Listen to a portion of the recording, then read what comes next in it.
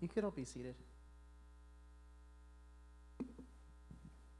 All right, so today we're going to go ahead and finish the last lesson or sub-lesson for the overall topic of pressing toward the mark. So now we're going to go ahead and talk about running toward the giant. So we went through everything of dealing with intimidation, dealing with deterrent, and now the final step in the press toward the mark is to decide to run toward the giant. Now, this entire time we've been talking about the story of David leading up to his deterrent with his brother, with King Saul, and then the intimidation he faced on the battlefield with Goliath. And now, towards the end of the story, or I'm pretty sure as most of us have read as children, in 1 Samuel 17:48 through 49, as Goliath moved closer to attack, David quickly ran out to meet him. Reaching onto his shepherd's bag and taking out a stone, he hurled it with his sling and hit the Philistine in the forehead. The stone sank in it, and Goliath stumbled and fell face down onto the ground. After that, of course, like the story continues, that he ends up cutting Goliath's head off and presenting it to Saul as a victory, and the Philistine army ends up surrendering. But this is just the part that I wanted to focus on, that once the threat that David was facing toward pressing the mark of bringing glory to God, as that threat was moving closer to him, David decided, instead of cowering in fear, running away, or just fainting, he decided to run and meet his opponent head on. And that brings me to my first point, that David decided to go and face and run at Goliath instead of shying away or moving away, because he knew that God was with him. The entire verses leading up to this point, he's always talking about how, oh yeah, God's going to give me the strength. God's going to be with me. This is God's army. He's insulted the Lord. He's not really taking anything personally, knowing that, yes, he's capable of doing what he set out to do. He talked about it with Saul, that he goes out and takes his sheep back from a bear. He goes back and takes them from a lion, but he knew that all through that the Lord was protecting him and God was helping him. He knew that his strength wasn't going to come from his own experiences. It was going to come from God helping him. And he also ignored his fear. This leads us into the next part, where we talk about the different responses to threats. I tried looking up just for flight, fright, and freeze, and apparently there's also fawn and flop.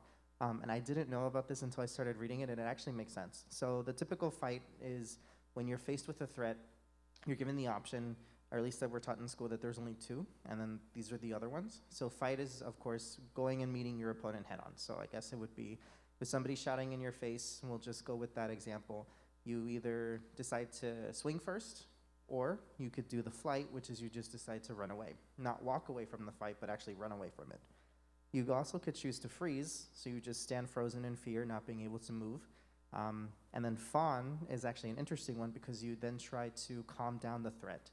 If we move on to a different example of, like, if you see an angry dog that's barking at you, you try to calm him down and be like, hey, it's okay, boy, don't bark, don't nothing. And then after that, we have the flop, which is the stereotypical fainting. The science behind all of it is just that typically with fight, flight, and freeze, your heart becomes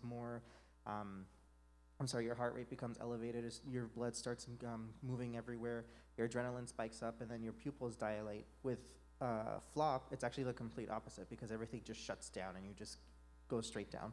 And then for fawn, it's more like your brain ends up kicking in and realizing that your threat that you're facing is probably much bigger or more dangerous than you. Again, using the dog example, the dog has canines that could bite into your skin. So instead of deciding to fight it, you try to take the other approach of trying to calm it down, trying to be more logical with it. Of course, with anything that we have, with any mark that we have, any goal or any aspirations that are given to us, we're called to, of course, reach that goal. On the journey over there, we're going to come across obstacles and intimidations, anything that's going to try to stop us from reaching there. Every one of us is going to face our own giants. While David had to face an actual giant, any giants that we face could be anything from, a Moabite woman who's trying to lead us away from God. Any of our friends who are trying to deter us from reaching there. It could even be any people in our own church who say, oh no, all of us are on the younger side here. but we're too young to accomplish something because we have lack of experience or because we don't really know what we're talking about. Um, Everybody will have their chance to face their own giant. And in those moments, we're either going to have to decide, the same as David did, if we're going to fight, flight, freeze, fawn, or flop. If we come to say that your mark or the goal that you have is to talk to somebody about Jesus, not converting them, just talking to somebody about it. In today's day and age, typically Christians will end up being faced with hostility just because of anything that's going on in the world, because our worldview isn't really shared. A lot of them will try, and I've fallen into this myself, into the fawn phase, where I just try to change my beliefs a little bit so then that I think in my mind that what I'm saying is correct, while trying to appease them.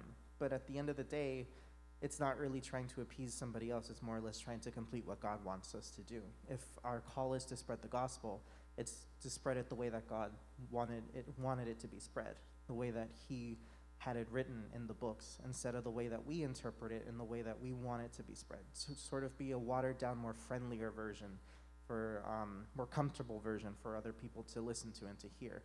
The truth of the matter is like people have said in church before, the Bible and the Word is a double-edged sword. While we may look at certain verses and certain passages and agree with them, there are other ones that are going to make us look on the inside, that are going to cut us because there's stuff that we don't agree with and it's hard to accept.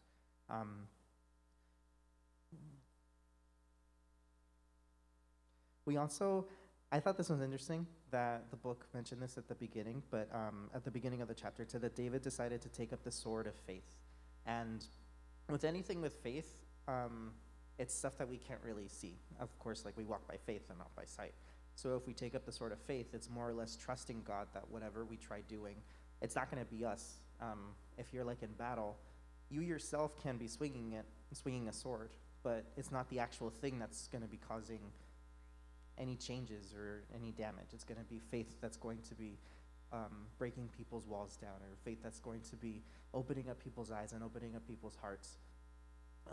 We also have to decide to charge the giant again, like I spoke about before, and that's going against all of our better instincts, because a lot of us, I would assume, don't really have that natural instinct to fight. Of course, it's dependent on different factors, but at least personally in my experience, my response isn't first to fight somebody. My response is either to run away or to fawn.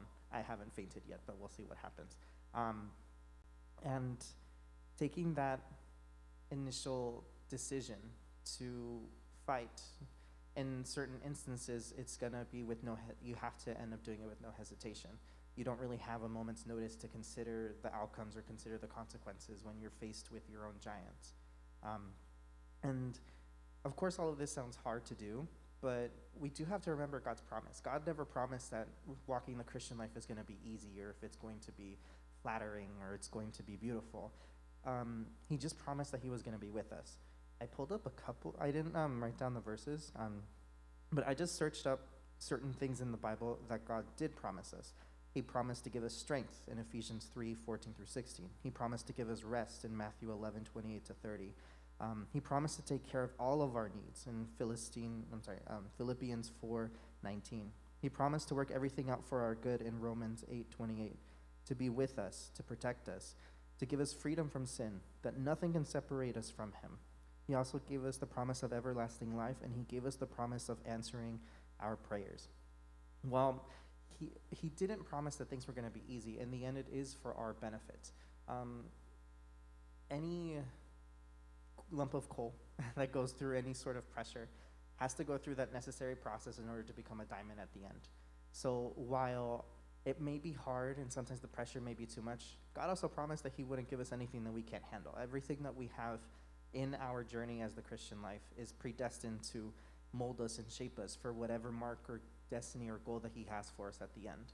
I know that last week I gave the example of the doctor who grew up picking up tomatoes from the fields. And he says that ended up translating later on in his life, because he ended up becoming a neurosurgeon. And the brains that he would perform his surgeries on were as delicate as picking up a ripe tomato, or tomato before it was supposed to be picked up.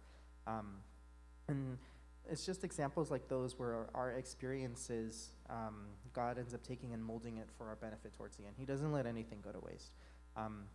It's always just remembering that God's going to be with us, and that even when there's times that we can't or we don't believe that we want to keep going or that we can keep going, that He'll find it in us and He'll give us the strength to continue going just through His own words and through His own encouragement. And that's all that I had for today. Thank you.